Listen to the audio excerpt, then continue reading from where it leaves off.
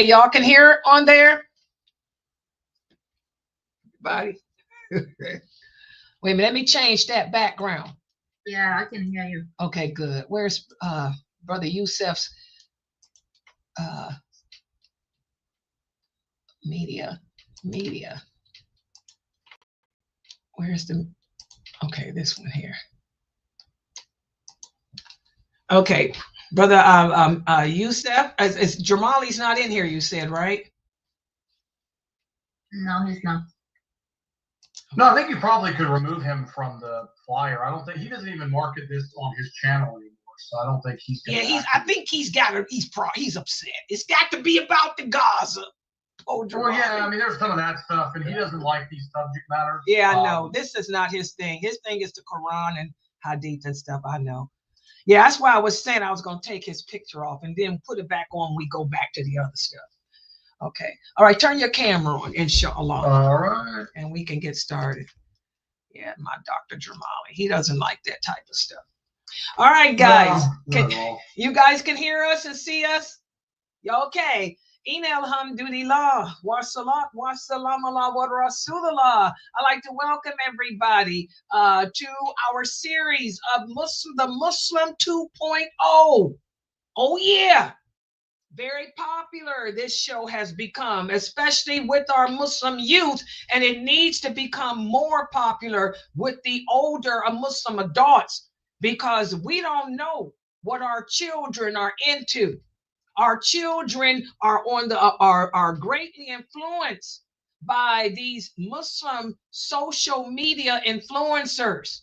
You know, you need to know what your children are watching, who they're listening to, and all of that. So the adults need to get more into this class as well. And we're also discussing issues that impact us as a nation all over the world. So yeah, assalamu alaikum. So everybody needs to be here. Wa alaikum salams for the sisters in Philadelphia. You got the sisters in Philadelphia here, and New Jersey. New Jersey's in the house. Alhamdulillah. They said we here. So alhamdulillah, with no further ado, guys, I'm going to turn this over to Brother Yusef. So Brother Yusef, you can start whenever you're ready, inshallah. Yeah, assalamu alaikum, everyone. Back again. I always like to start off with kind of a little news flash of what happened during the past week. So usually, and Allah subhanahu wa ta'ala seems to be on my side lately, which is always a good thing, of course. When I talk about something in here, the next week, there's usually a news event that actually brings light to the presentation. And last week, we were going through the establishment and all the way to the police department. Well, what came out this week? Just again, last week we were discussing this. Two Rotherham police officers. These are the people who are protect and serve to protect the British children from these supposed Muslim devils that we keep hearing about. Well, what were they doing? Well, they were arrested because they were grooming kids themselves. And guess what? They received the kids from the grooming gangs. So there you go. And that was one of the many connections I alluded to last week. I talked about the Masonic heads in these police departments. All of them are on the take. All of them are part of the Brotherhood, top all the way down. Not every cop is bad, obviously, but there is some issues in the top of these organizations. And we're seeing it. They're not prosecuting these guys. They're not going after them. Look what's happening. They're getting kids also from the grooming gangs. We also had in America, we had numerous Jewish groups this week coming out in condemnation. Another issue we talked about off and on the past few weeks was the illegal immigration, issue. So we saw Jewish groups again coming out. No, you can't deport. I'm sorry. You can't deport the illegals. Why? Why are Jewish groups, this goes again to what I was talking about last week, why are they taking such a liking to the illegals? The only person who would take liking to the illegals are two people, the illegals themselves and people who simply want to break down the fabric of society, increase the crime in the society, and destroy the unity and social cohesion and run up the prices of our rent and consumer goods. So obviously by them doing that, they show exactly which one of that category they belong to. On that same note, we see Donald Trump sign an executive order. This goes back to 3 weeks ago when I talked about him coming into the office and things to watch out for. And we see him signing anti-Semitism bans. This is directed at those who went to the pro-Palestinian protests in the colleges and the universities. A year and a half ago, I sat on this platform, and I hope you guys have watched that. And I warned everybody, please stay away from some of these protests, that they're going to use this against you. These protests were infiltrated. You had LGBTQ there, you had XYZ there, you had Antifa there, you had Black Lives Matter there, you had all kinds of just scum of the earth were attending these protests to make us look bad. And now they're saying, well, if you were involved in them and you broke the law, even if you took, how they're going to determine that, whether you specifically did or just your mere presence, it's still very shady at this point. You can be deported, as a student. You can be arrested for this. So again, just going back to my message, please just take care of yourselves out there. Another thing we saw that happened just yesterday, a man by the name of Salwan Mamika was shot and killed in Sweden. I hope a lot of you don't know who he is, but I'm sure he's been researched and looked up by a lot of people in the Muslim community. His claim to fame was he was the Quran burner. That's his whole shtick. Literally the guy had no creativity. I doubt he would have survived in the real world, having to work a real job in the sciences or the medicines or anything of substance that gives value to society. He just simply was the Quran burn guy. And he was platformed by Mr. Zionist wind-up boy Tommy Robinson. He was platformed by David Wood and the apostate prophet and all the rest of the circus out there. And that was literally all he did. And there's a big lesson in this. It's worth its own day, really, to just don't take the bait, because what they're trying to do, and he would go outside of masjids and do this. He would do it in Ramadan. He would pick very holy times in Islamic calendar to make these mockeries. Yes, exactly. And again, a talentless clown. And the best way for us to handle these people is simply to ignore them. Allah subhanahu wa ta'ala's word is eternal. It's immortalized in the hearts and minds of over 1 million Muslims who memorize the Quran, who exist anytime currently around the world. The Quran is immortalized in our hearts, I said, in our minds, and nothing this clown or his ilk can take away from Allah's words. And now he's going to come to the reality. He's crossed over. He's done the thing that every single one of us is going to do in this life, and that is die. And he's going to meet his maker. He is going to meet the master. And he's going to have to account for himself. Because this man was not a kuffar from the West who was ignorant. We can give them the benefit of the doubt. If you're a person who lives in rural Alabama and all you've ever heard about Islam is from Sam Shimon or David Wood or George W. Bush or somebody else, you can understand this guy having a negative view of us. He's ignorant. But this gentleman here was raised in a Muslim society. He knew, and he chose to reject because of his desire to follow his own vices and desires and live his life in sin. He praised the West for their openness, for their lewdness, and all these different things. So let Allah, Allah knows best. Let Allah subhanahu wa ta'ala judge this man. But we have to stop giving these guys our anger and our attention and paying attention to them because all it is to bait us. Look, they're violent. Look, they're violent. Here they go again. And we've seen this now, immortalized memes of this guy being made, put all over social media as he was some kind of a hero. So that's what's going on the last few days to start off with. Now, for the topic at hand, I've been wanting to do this for a very long time. I feel that Allah subhanahu wa ta'ala blessed me. When I thought I was being cursed, I was being blessed. Because I grew up in the West. I suffered its diseases, its vices, its poisons. I have a PhD on Western society in terms of my experience I've accumulated. I've done every bad thing you can name except for kill someone. I lived a very rough life. Maybe one time, if anyone wants to hear it, I'll tell my story of how I came to Islam. But I was not a great person in terms of deeds by any means. But by learning through all of that and coming to who I was, I became very aware of all the ways they trap you and all the ways that they manipulate you. And I've been wanting to do this lecture, I said, since probably about 2015, as I started noticing the same diseases and poisons were now inflicting the Muslim community that inflicted me. I grew up like many Westerners, no father in the home, as I've talked about before, no one to teach you how to be a man. You don't have that. Somebody's going to teach you how to be a man. It's going to be the television nowadays, a social media influencer. It's going to be something. You're going to get your heroes from somewhere.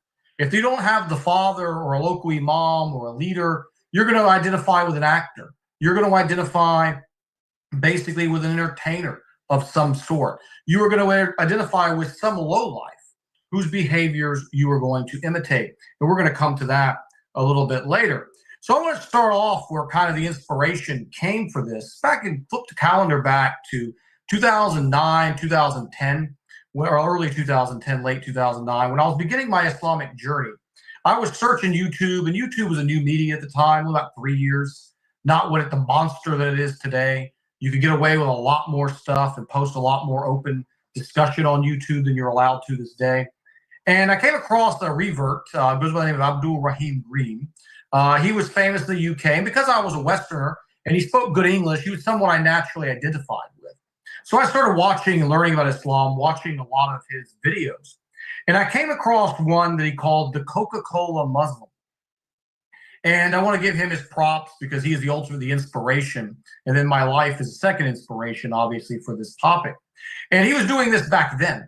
And 15 years later, I mean, oh, wow, where we are, and at that time, I was very ignorant of Muslims. I never lived in a Muslim country yet at that point. My interactions with Muslims were from YouTube or from little message boards. So I was under the impression that the vast majority of Muslims were super knowledgeable about their religion, very devout, unlike the Christians who I'd grown up with. They knew their stuff. Because the people I was around in those message boards where people were answering questions and posting, people I was seeing in YouTube were very, very knowledgeable. So I was a little bit ignorant, in the time of what was inflicting the society. But this man had been a Muslim at that point for over 10 years, and he was seeing it. And again, where we're going to be going, how it's much, much more now, I think, than even he could have imagined at that time. So as I was going through and I was listening to all this, I was hearing his descriptions of what exactly a Coca-Cola is, Brother Abdul Rahim Green, what a Coca-Cola Muslim was. And it was exactly what modern Christians was. And he asked one main question for the lecture here. He said, is Islam coming to the West? Because we always hear this all the time, that Islam is coming into the West. It's answering the problems of the West. But then he slowed down his speech and delivered it masterfully. He said, or is the West coming to Islam? And I think if you get 15 years again after this brother made that speech, I think the answer is pretty clear. It's the latter.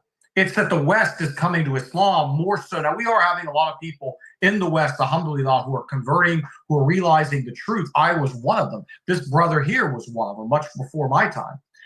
But we are seeing a lot more on the other side than what we're seeing here.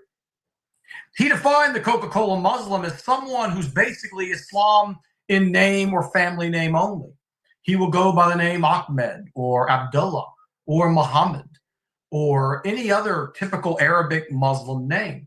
But yet in action, he has nothing. He is a Westerner in every sense of the word, except for the name. He will go on dates. He will consume every ounce of Western propaganda, every bit of Western entertainment.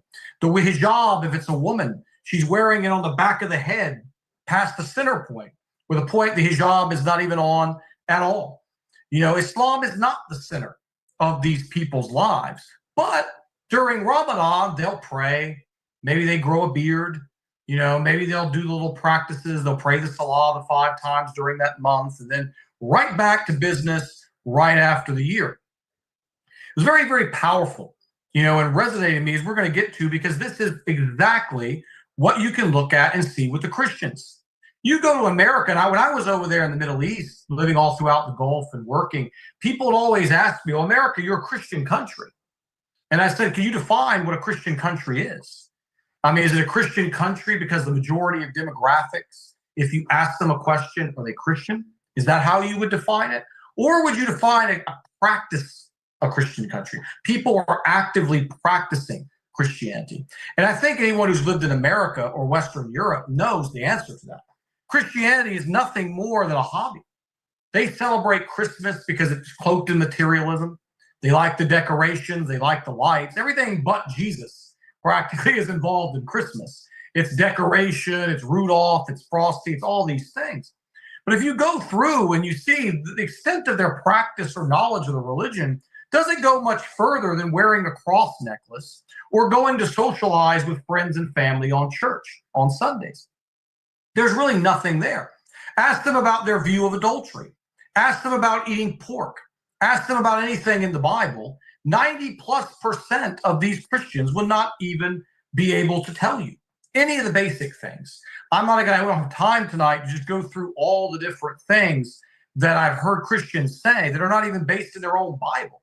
It's like they don't even have a definite understanding of what they even believe. It's like religion has been completely removed from the vast majority. They always say in the South, it's different. I lived in the South all my life, except for the time I lived in the Gulf. It is not any different. They just go to church more. But the knowledge, the practice, the following, adherence to the tenets are gone. You see no changes. It's totally meaningless. It's a family heirloom. I used to make a joke to my friend before I converted to Islam. I said, how do you know the difference between a Christian girl and a non-Christian girl? Both of them have committed adultery.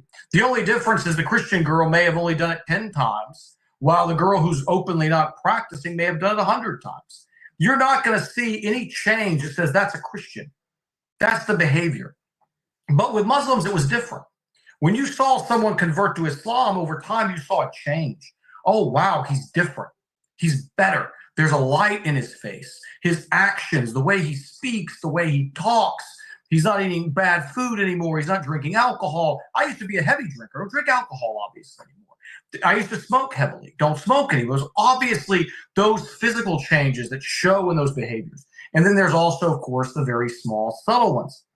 You know, God's laws in this culture have been stripped of all meaning. Now, albeit Christianity is a little bit different than Islam in the sense that Christianity has that wiggle room that allows you to do this because you simply say, well, Jesus died for me. It's okay. You know, Jesus died for me on the cross. That's the atonement for my sins. My sins are paid. I can keep sinning. You know, they'll tell you if you're a Catholic or Orthodox, right? Oh, that's not true. But that's heavily the understanding of the majority. So hearing what Abdul Rahim Green was saying was shocking to me as a new Muslim, because one thing that, again, was different is that Christians will never say that the New Testament is the Word of God. The New Testament comes from several authors, Paul, the 4 different anonymous authors of the Gospels, books attributed to different people who are colleagues of Paul, different apostles and whatnot. But the Quran was unique. This was literally the words of Allah. Anyone who professes La ilaha illallah, takes their shahada, has to acknowledge that this is the word of God or you're not a Muslim. So how, knowing this, could we find basically Islam being taken so lightly, you know, by the people? And I should have looked to the Quran for the answers to that. Because here was the messenger, the Prophet, sallallahu alaihi wasallam, one of the best man that ever lived, you know, and yet people still rebelled against him. Allah subhanahu wa ta'ala brilliantly highlights their challenges and their arguments. It's the same challenges and arguments we see today because the human being is not any better or any worse than he was 1,400 plus years ago. The psychology and the traps and the shaitan's tricks are still the same, and they work exactly the same. The only difference is I could argue the shaitan has more tools, as we're going to look at tonight, at his disposal to continue to get you to deviate. So disbelief, to get the Coca-Cola Muslim, which ultimately is my concept of Muslim 2.0, the shaitan has to break you down through a series of challenges. The shaitan is not a fool. As I talked about in my Andrew Tate lecture, I quoted the ayah from the Quran where the shaitan told Allah subhanahu wa ta'ala, I will come at them from the left, the right, the front, the rear. They will not even know. They'll be on a path of righteousness. I'll be in both ears, twisting them here, just a little bit off the path, then a little bit more, then a little bit more. Slowly, he will pick you apart. One of the classic examples of this is if you've been on a habit of making every single salah. And I'm not going to sit here and say, oh, I've done it and I'm proud, not proud, but I'm not going to hide that because it's part of honesty, of self-improvement. This psychology happens. I was on about a 2 to 3 year run where I didn't miss a single prayer. And then I got to a weekend and there was something going on and I was out and, oh, you can make it up later. It's no big deal. And there goes. You missed the Dhuhr prayer. You're going to combine it later and make it up. And then what happens is the next day, that excuse, you've already set the precedent that it is acceptable to miss that prayer. So now it's much easier for the whisper to work the second and the third time. And what I noticed was that in 2 to 3 months, after missing just this one salah, I wasn't praying at all. I completely abandoned the salah. And it wasn't because I wasn't a believer.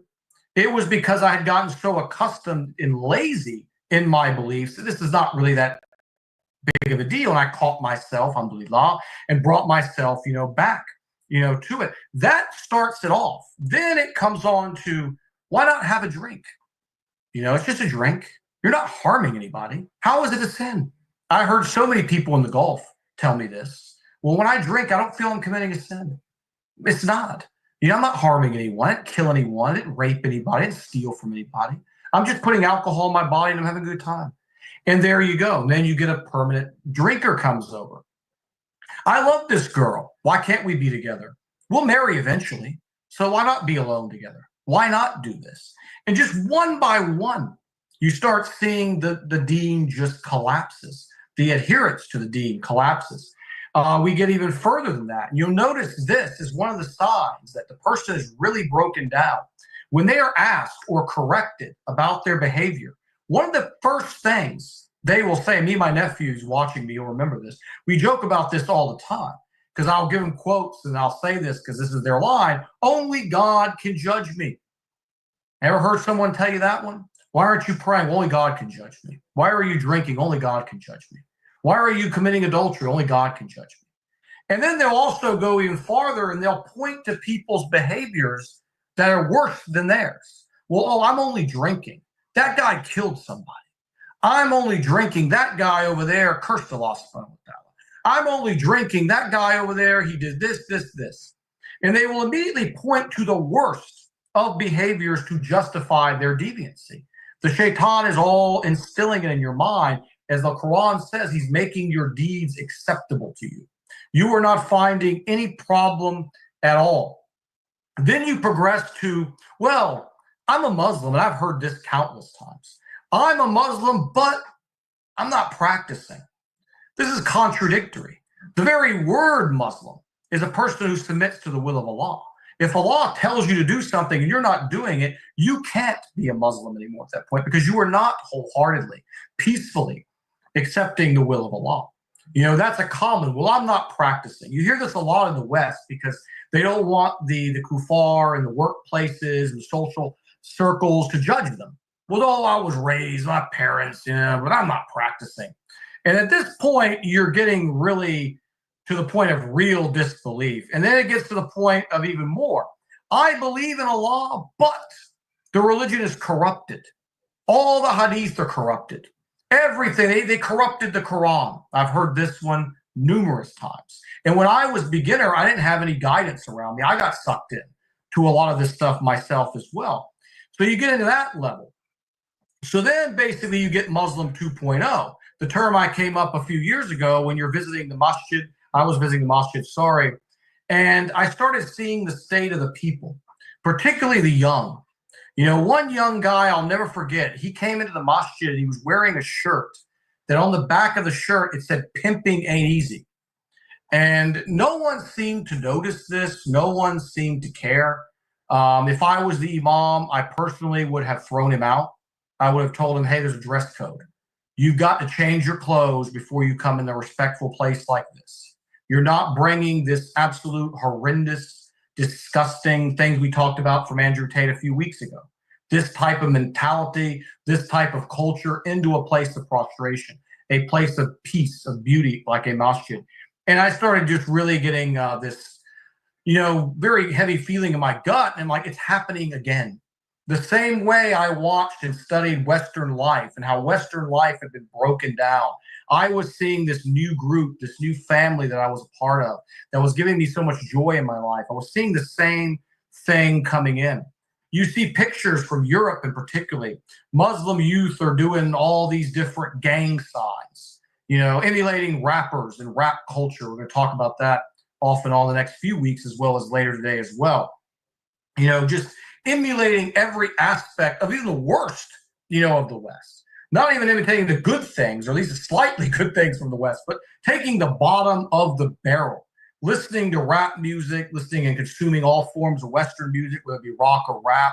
It's all haram when you break down the lyrics and you look at the people who are producing it, the record labels that are behind them that are producing it. So again, the question comes is, how did this start? Where did it come from? Abdul Rahim Green speaking on it in 2009. I'm having the ideas in 2015. I'm witnessing it as I'm living in the Gulf. Where did it come from? Well, I'm going to introduce you to one of the many of these sinister organizations that works, globalist, if you will, known as the RAND Corporation. The RAND Corporation is a nonpartisan research organization. Here's the official title for them, that focuses on developing solutions to public policy challenges by conducting rigorous analysis and research on issues like security, health, education, stability, aiming to improve policy and decision-making across various sectors, essentially acting like a think tank that provides government with guidance and advice. You see, a lot was covered there: education, sustainability, social issues, security, all these different things. Well, in 2007, March 27th to be exact, they published what they called the blueprint for building what they called moderate Muslim networks.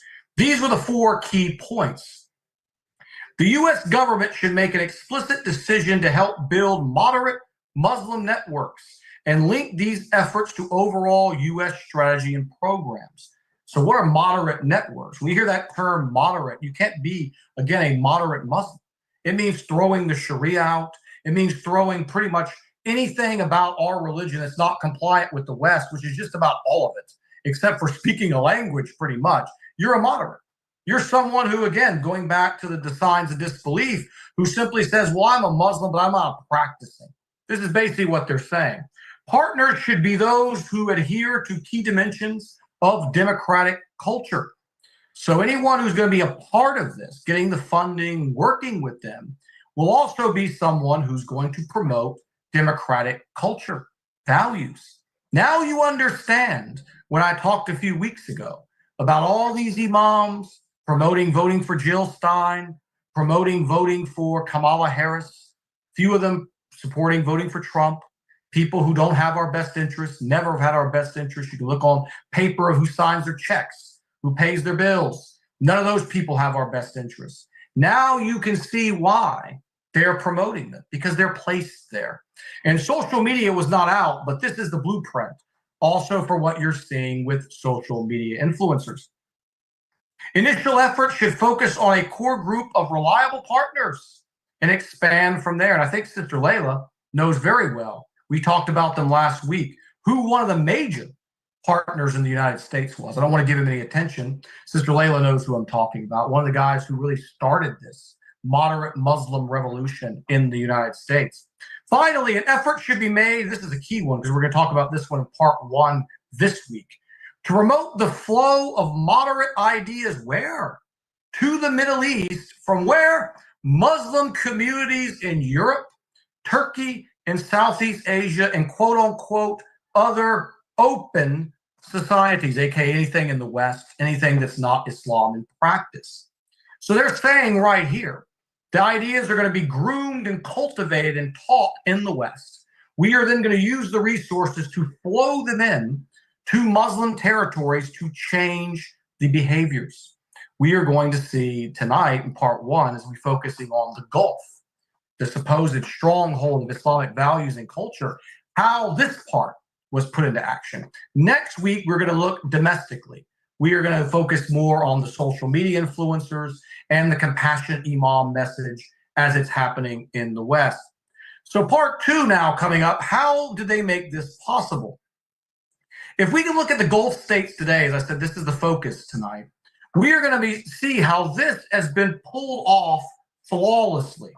There has been a dramatic change that has happened. I lived there from 2011 all the way up to 2018, or 2010 to 2018. And during that period of time, I saw a dramatic change, which I'll be sharing some of those examples here. What was once the home of Islamic excellence, the nation that houses our 2 holiest sites, Our Prophet ﷺ is buried there. Many companions are buried there. The first house of worship in humanity, built by Ibrahim, is there. And yet we are seeing basically this becoming, as we're going to show, mere carbon copy of the West. We see the same exact diseases, both morally as well as I'm going to talk about further physically as well, because in order to break you down in here and in here, they are going to attack your body. They are going to attack your dietary habits and all these other things. So with that being said, it all started, again, like I said, Allah subhanahu wa ta'ala really, I feel like he put me through a PhD course in life to be here at this given moment. When I first went to Saudi Arabia, I had taken an airplane to Bahrain. The flight was cheaper. It's customs, I heard, was a lot easier to do it that way. So I came from Bahrain, and then I was taken into Saudi Arabia.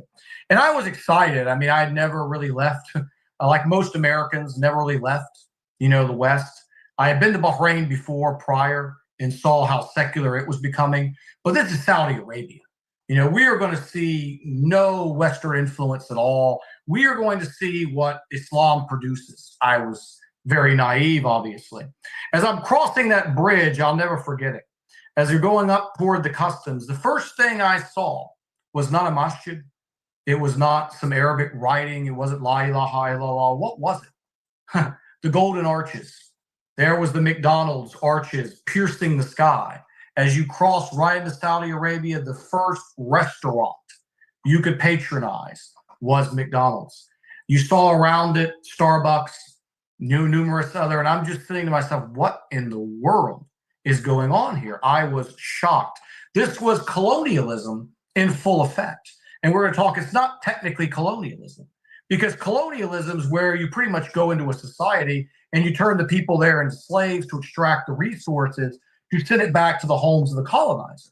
This is a spiritual change that they are putting the people through. They are transforming the culture, doing irreversible, irreparable damage to the psyche of the people. Colonialism didn't just stole the resources. This is something you can argue much worse. This is spiritual. So remembering what I had observed there, I was taking my associate's degree, and part of my background is in occupational safety and health. So I study every aspect of human health, both in our personal lives as well as work. And one of my projects I had to prepare was I had to analyze the dietary habits of a culture and how they got that way. And what I found, I chose Saudi Arabia, obviously, as someone who lived there and saw these things with my own eyes. I wanted to get the data, and I wanted to match the data to my observations and really kind of pinpoint when this westernization began. So I could really kind of diagnose this, which will lead to other things that we talk about later today. Obesity, I found in Saudi Arabia, was through the roof, both through my eyes and through the data.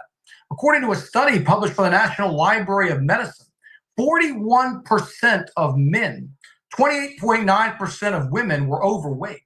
So they were in some state of being overweight. 23% of females and 24% of men, 1 in 4, basically, were classified as obese. And when you go through and you look at Kuwait, 36.4% of men, you see 48%, almost half of the women in Kuwait are classified as obese. Qatar, 46% of women, 38% of men, not much better, probably 36% of men. In Bahrain, it was about 37% of total adults. The data in Bahrain was not as easy to obtain as these other ones. I found that the average Gulf citizen, particularly in Saudi, consumes between 73 to 95 grams of sugar per day. So what I did in my report was I circled all this back to finding the causation. And I looked at obesity figures as we could find them in records at the time, very kind of cloudy as you went further back. But what you were seeing is really it all kind of honed in around the early 90s. Well, what happened in the early 90s? In December 8, 1993, the first McDonald's opened in Saudi Arabia, in Riyadh. It was off to the races from that moment forward.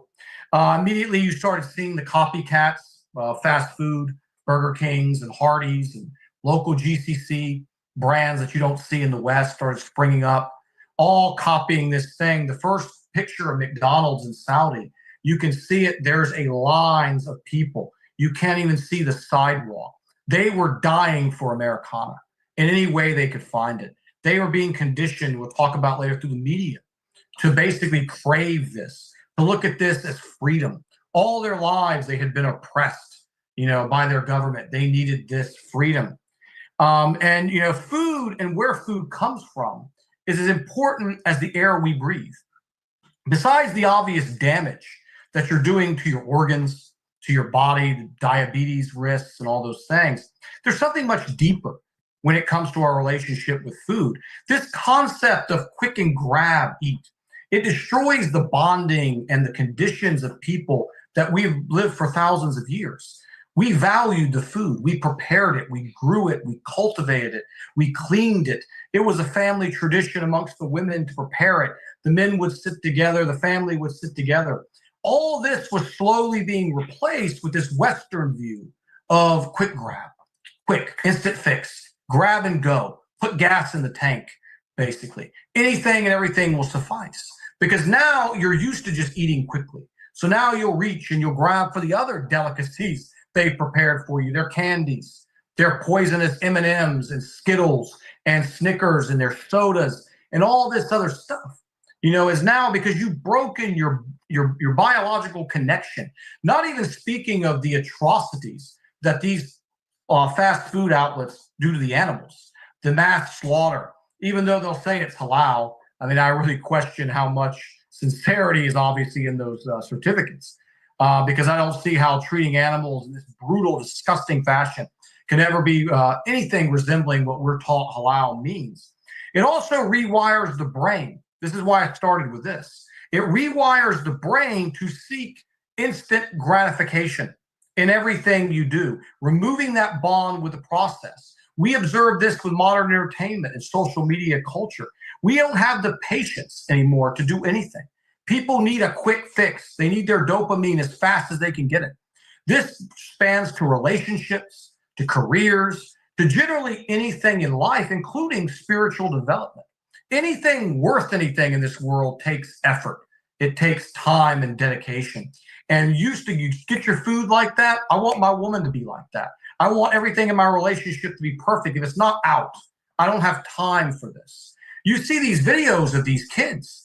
You take their phones, and it looks like some of the videos I used to see in high school back in the 90s of heroin addicts going through withdrawals. They're throwing things, they're fighting, they're cursing their parents because you've taken away a drug.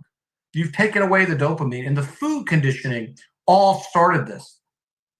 And as I talked about in my Palestine presentation a year and a half ago on the real way to support Palestine was to control the Muslim dollars. And I'll do a full talk on that in the coming weeks. But also is the companies that we're giving our money to. Instead of giving our monies to a family who's owned a restaurant, who prepares their food with care and has a uniqueness to their taste, we're now giving our dollars not only to junk, plastic, phony, soaked in ammonia meat, but we're also giving our dollars to billion-dollar multinational corporations. Huge wealth transfers. And they in turn use these dollars against us. They use these dollars to promote social agendas that conflict against Islam. They use the dollars for marketing to detach us from spirituality, from loving of our brothers and having a universal brotherhood. It instills selfishness ultimately, in the people. When you break someone's health down, you are making a person ripe, for Muslim 2.0. You're psychologically damaged. Your body and all the studies that have come out on genetically modified foods and all these preservatives and chemicals they're putting in our food, what it's doing to our IQs, to our ability to think, to our ability to pay attention. They're dumbing us down and fattening us up for the slaughter. So the dietary changes weren't the only things that were going on. We were seeing the social conditions dramatically changing as well. And before getting to social media, which we'll talk about next week, what I observed during my time there was the television shows that were being promoted. Women and men were free mixing in these shows. Women were wearing no hijab, decked out in plastic surgery and makeup and all these things. And I was, again, back in 2011, only been a Muslim for about a year and a half at that point. I'm shocked. This is entertainment. This is like the same exact thing I'm seeing back in, the United States. I'm seeing it being broadcast and Saudi people and Arab people in general were eating it up. And that is, again, something that is so damaging psychologically. I want to just ask you to think about this for a second. 100 years ago, when a person socially interacted, you only interacted with real people. You met your fathers, obviously, your uncles, your cousins, your mothers, your sisters, if you're the female, if you met your female cousins, you met your coworkers, people that lived in the village. Your entire idea of behavior came from the surrounding people around you. So if your father was a devout Muslim, your uncle was a devout Muslim, you typically had a very strong shot of being one as well. You would identify, it's human nature for us to mimic and copy the behaviors that we see around us. And this is a very strong thing. It's why you didn't have a concept of generation gap before the Zionist media took over in the 1950s and 60s.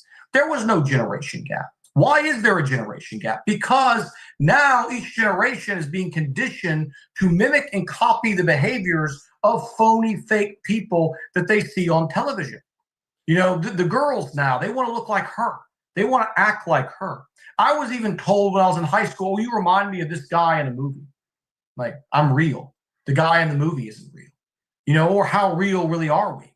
When we're seeing their images broadcast to us from the time we are a baby all the way until we are now to full adulthood.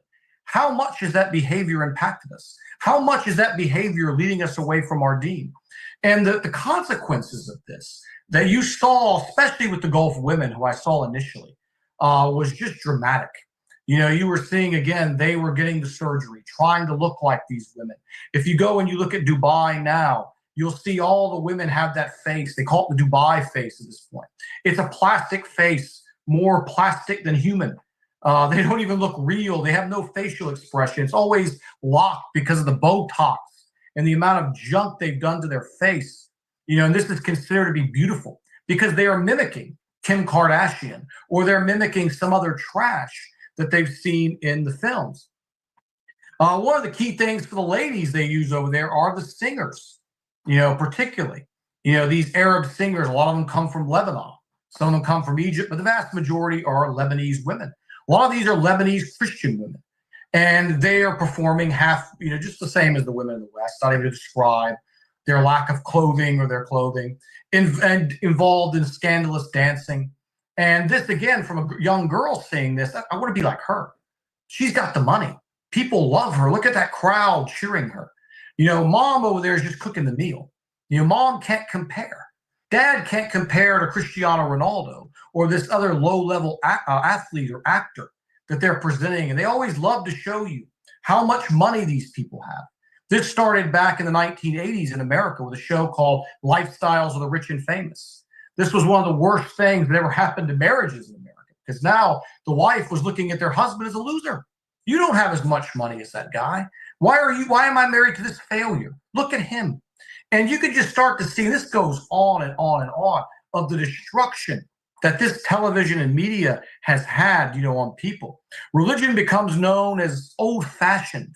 It's like, it's not modern, it's not hip. Islam's not going to put you on that stage with all those screaming admirers. Islam's not going to give you that Rolex watch. All about the dunya. Nothing involving the family, nothing about being a good servant of Allah, nothing about doing for charity, making people smile. Success is measured by what brands you wear and what you buy and what you have.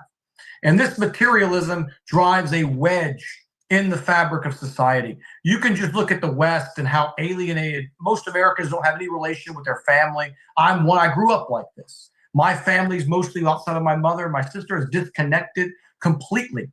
They're all on their vacations. They're exploring their vain desires.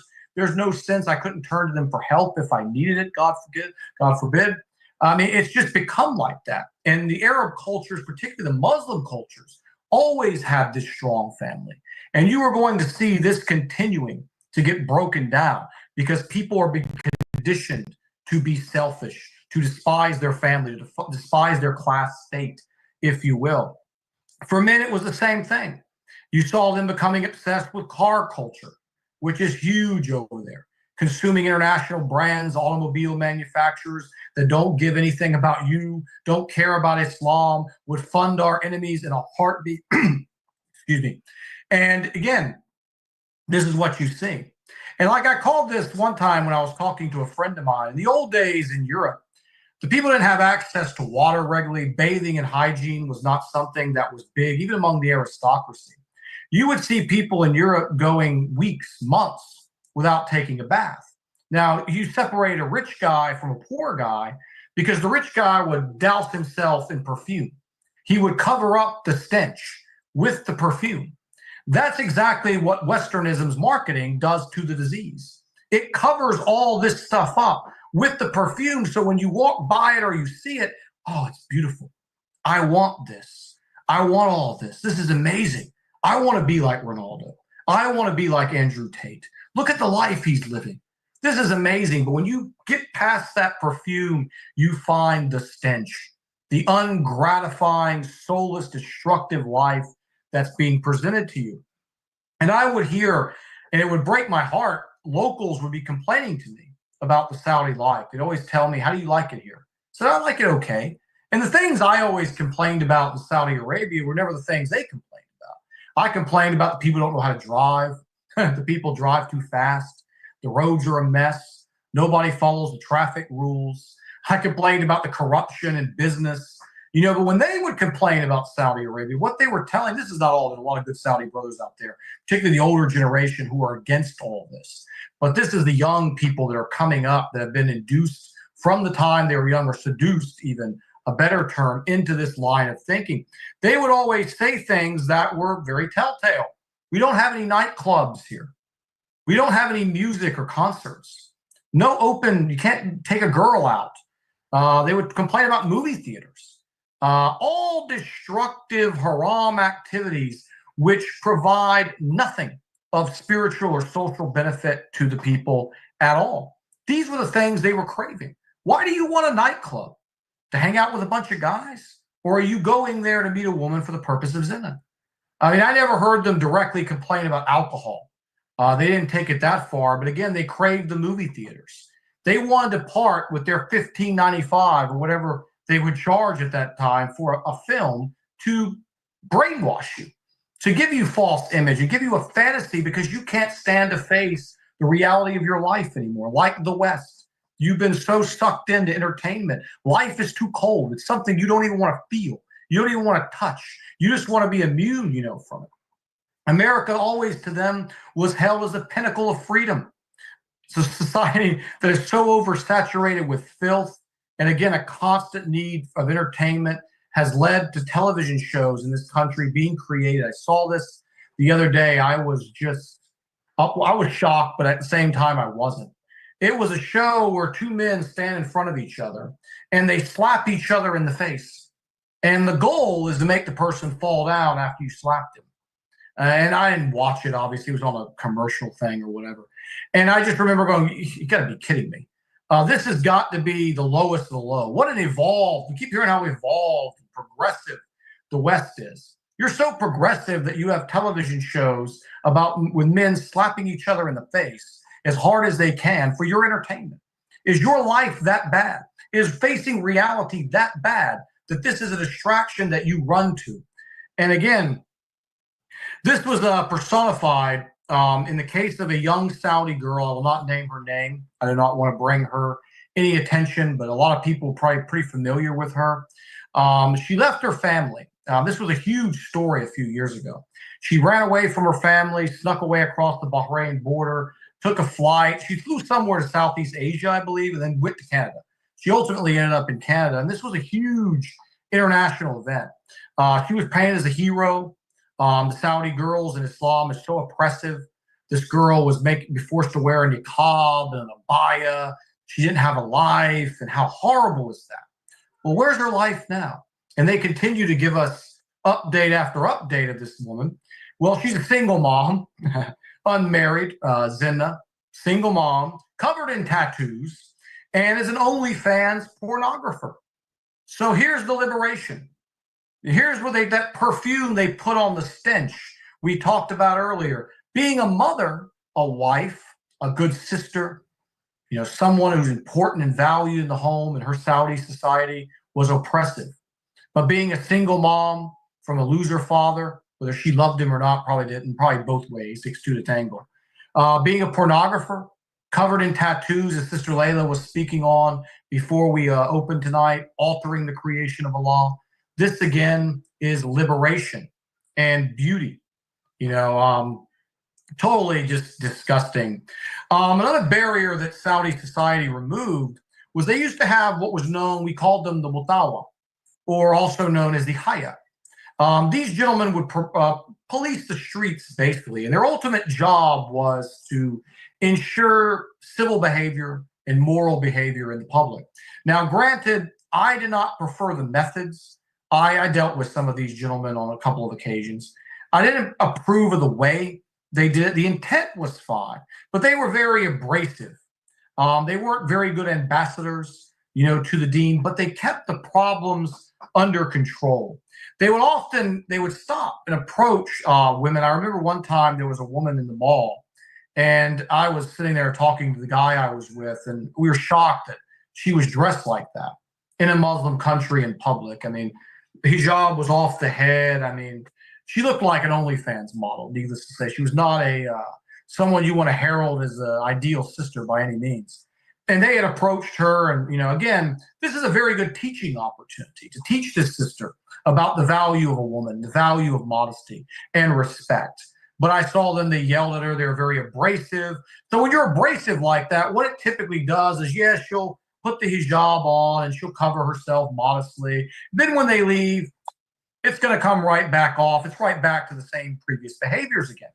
So again, the way they did it was not the way that I would, condone. The other thing they would do was if they saw young men gathering, massive amounts of teenagers and young men entering in an area where there would be mothers and daughters and families, they wouldn't let those young men go in. And they kept that separation so those ladies could go to the market in peace and not be bothered by these young men who had no business being in a lot of the areas they were trying to go in. They were going in the areas trying to get to these women for the purpose of haram activities. And I remember in 2017, my last full year there, as they were being phased out. The 2030 agenda, the westernization of the kingdom was starting, and there was no room for this Islamic behavior anymore, which is as old as Umar. I'll be pleased with him. He would police the markets, and he would walk and make sure that people were on their best behavior. So this is very Islamic, what they were doing. It's just I would have liked to, as I said, seen a little bit better methods. But they had removed these guys pretty much completely. And what I saw one night, we were walking to a grocery store. There was a crowd of young men hanging out outside the grocery store. And I'm like, what are they doing? This is a grocery store. It's not like some major place to be, all these young men. And they were throwing little pieces of paper at the women that were coming out and like taking, oh, you got her, I got her. And all these sisters are wearing niqab. These sisters were dressed modestly. These were not sisters who were asking for negative attention by any means. And they were just tossing their numbers to them and seeing if the girls would actually, the ladies would pick up. And I looked at my friend, I said, it's over. So the poison's in the body. It's just a matter of time now before it consumes everything. You already have the entertainment. It's already there. You're watching it. You're consuming it. You got the phone. You're consuming it there. You got the bad dieting I talked about before. You're consuming it there. Now you've removed the handcuffs. Now it's a free-for-all now. And this is exactly what they wanted. Now let's look at stats from 2022. 37% of people married in Saudi Arabia are divorced at one point in time. This was unheard of a few decades ago. Again, non-existent. Why stay married again? My husband isn't like that singer. He's not rich like my manager. He's not good looking like this guy here or that guy here. He's not like Andrew Tate, or other heroes. It's like, why, for the men, it's like, why do I need only one girl? Andrew Tate's got a whole entourage of them. This is being a real man. I don't need just one girl. It's not just the ladies who are causing these divorces, even though they are initiating the vast majority of them. But these brothers, a lot of them are not innocent either. And they're having unrealistic standards. My wife doesn't look like that plastic, phony woman I've seen on the TV. I'm not happy with her. He'll start treating his wife worse because of that. They don't measure up because you've identified with fake, phony people as reality. And the end result of this is a place called Dubai that most of you are. Dubai, you don't get more Muslim 2.0 in the Gulf world than Dubai. It is a haven for the disease of materialism. Everything from the buildings, the surface, the architecture, everything in Dubai is phony, starting with the people.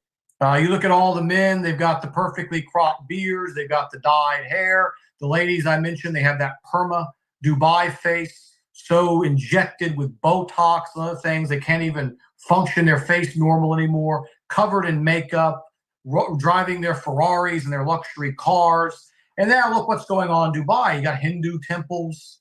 You know, you've got the Abrahamic faith monument or center treating all world religions as equal. Islam is no better. You know, Islam is just right there. You know, it's the same as all these religions. It's just unbelievable. This trend is taking over. And again, it's like men hate all this stuff that these women are doing, but it's a status symbol. It's a status symbol among the women.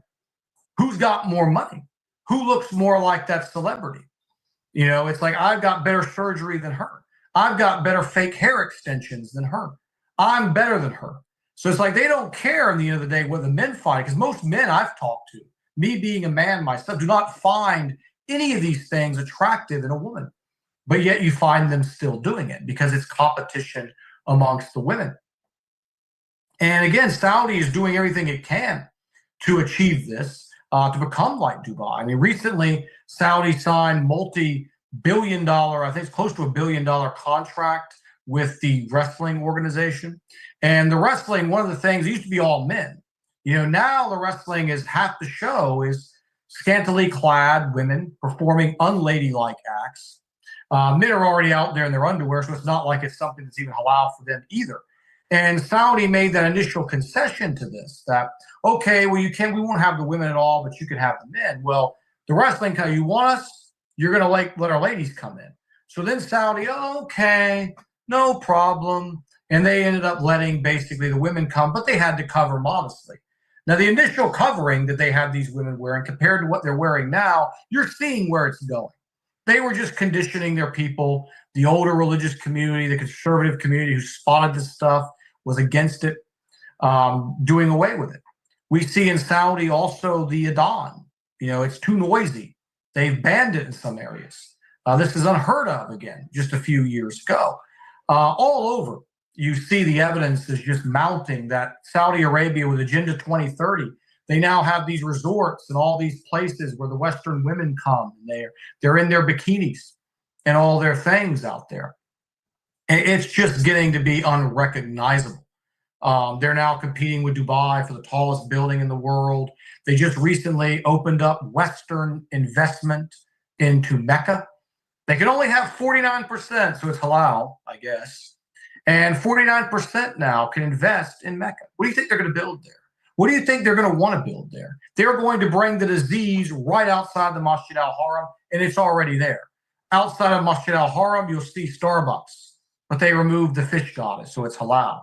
You see McDonald's. You see all the brands. When I was in Mecca the first time, there was Paris Hilton stuff inside the mall. It's already there. It's only getting worse. You know, you have the Hajj and all of our sacred religious rites being turned into basically an amusement park. You know, now they've got the rich guy packages there where you can stay in the luxury hotel with the hot tub while you're doing Hajj or Umrah. I mean, it's just never ending. It's Muslim 2.0 being achieved in rapid speed. It's like it took the West, you know, a good strong 50 to 60 years to reach the level that we've reached. Because now the technology is so up, they've reached this same level in the matter of a decade. Really just a matter of 2 decades totally, going back to the dietary changes I talked about. So next week, we are going to shift, and we are going to look at Muslim 2.0 in social media and in the West. We are going to show how social media entertainers and influencers are now more powerful than Hollywood actors. But it's the same concept, the same false identification, identifying with phony people. We already talked about one of those pioneers a couple of weeks ago. We are going to show more and more how they've used social media to further advance, Muslim 2.0. And the West was already, the tools were already in place. They had a lot less building here. Muslim youth grew up in the West, obviously feeling alienated. They don't connect. The holiday traditions, all the things that the kids in the schools, all the activities they see all the people do. Why am I different? Why can't I go to the nightclub?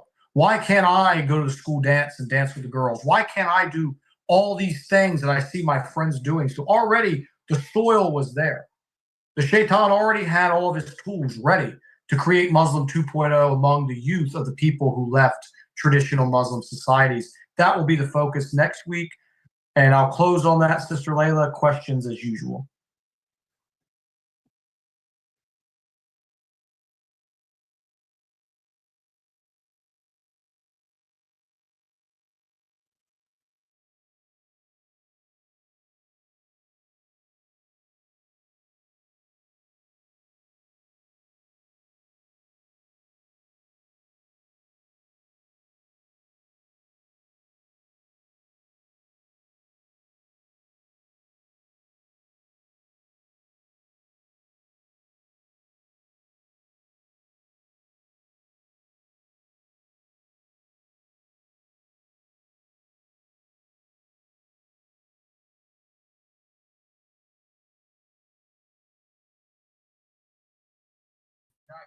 When I left January 2018 was my last day on Saudi soil, and it wasn't there then. And I started hearing about it after COVID.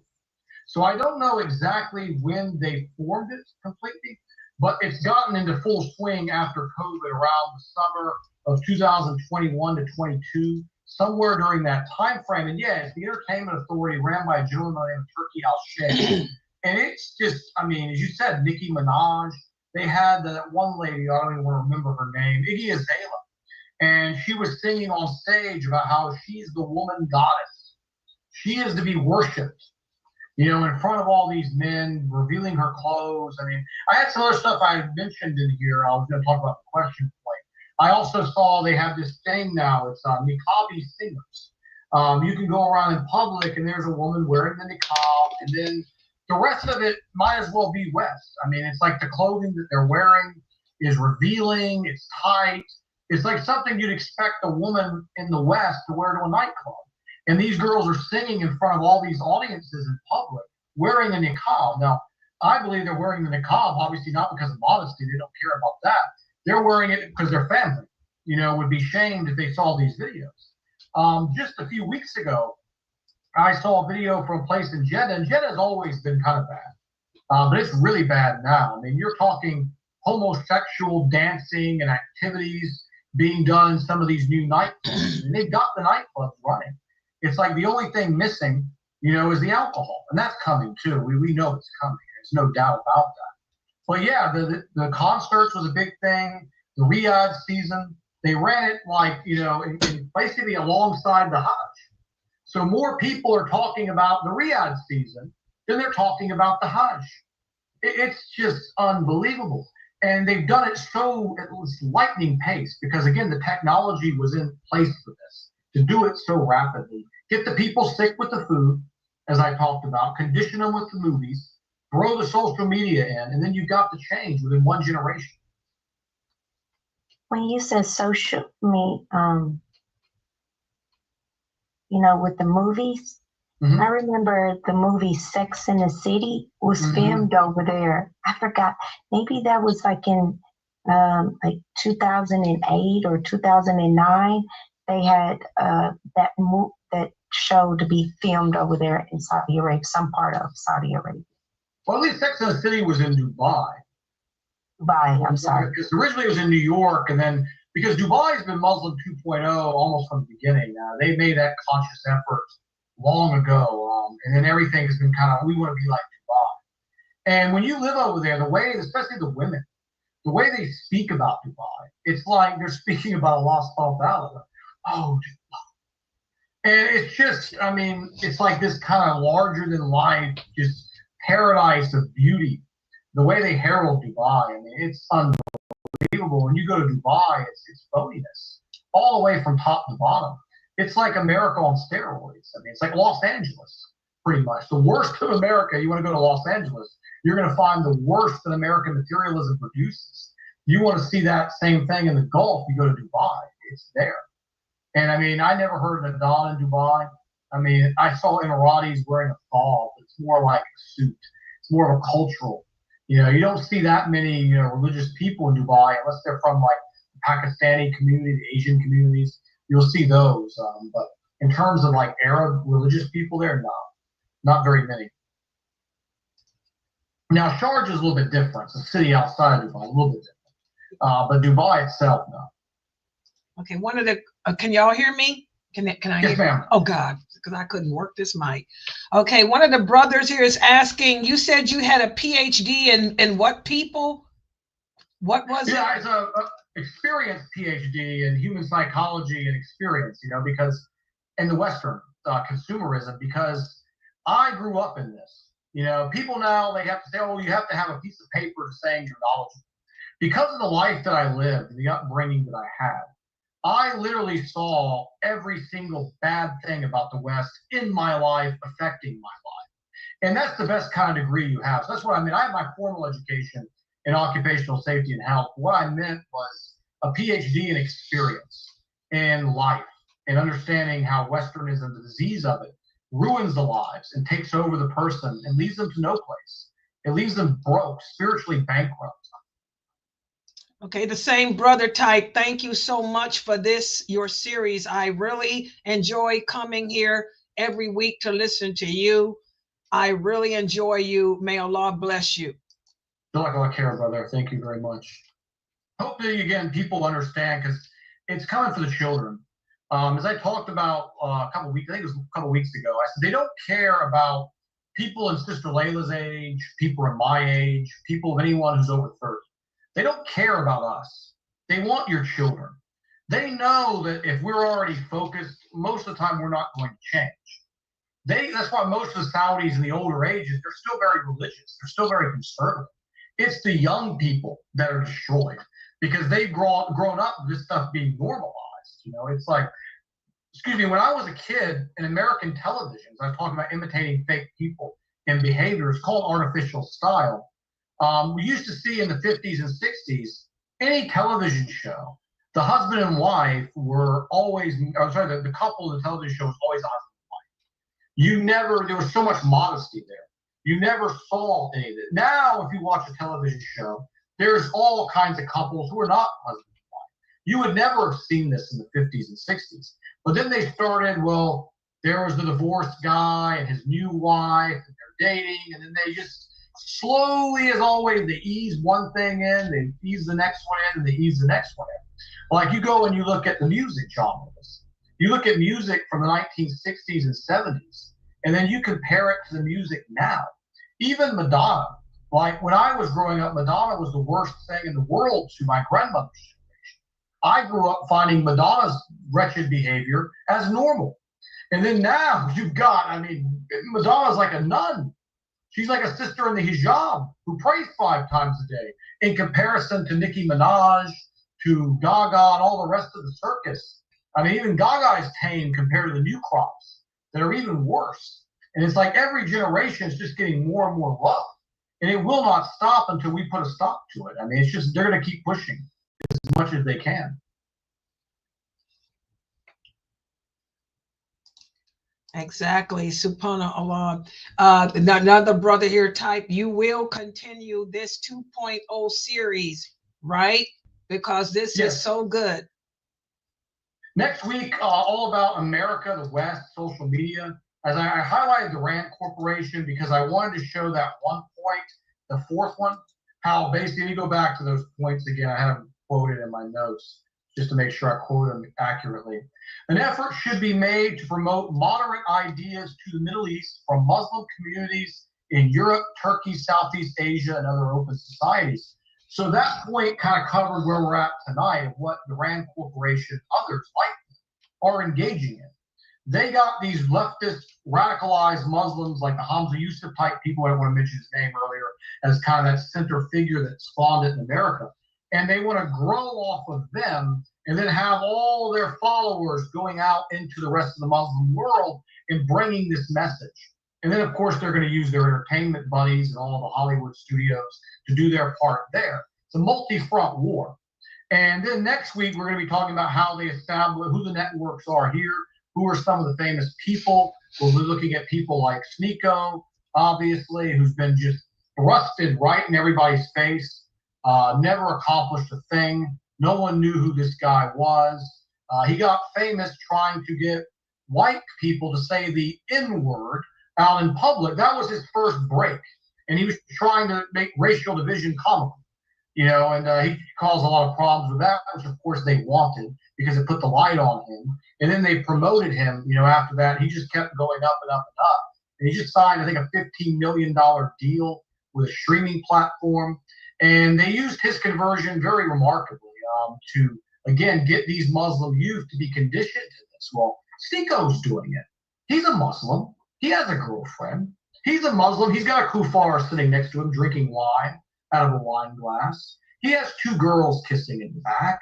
You know, why is my dad telling me that's haram? Sneeko's a Muslim. He's cool. He just signed a $15 million contract. And as I was going, again, the point of the television, the fakeness of this. We used to idolize our fathers. We used to idolize our uncles. Now we idolize Ronaldo. We idolize Sneeko. We idolize Andrew Tate. And dad can't compete with a $15 million contract. To a young person, Sneeko's a winner and dad's a loser. You know, when the priorities have been completely flipped backwards, you know. Alhamdulillah, mashallah, alhamdulillah. This was a very, very, very good class. And so, inshallah, yes, guys, for the new people who have joined us, this is every Friday at 7:30 Eastern Standard Time. You will hear Brother Yusuf. And yes, I will be posting his shorts up tonight, inshallah, if not tonight, in the morning. So that way you guys can share them, and feel free to share all of our shorts on all your social media platforms. So alhamdulillah, we're going to close out for tonight for this show.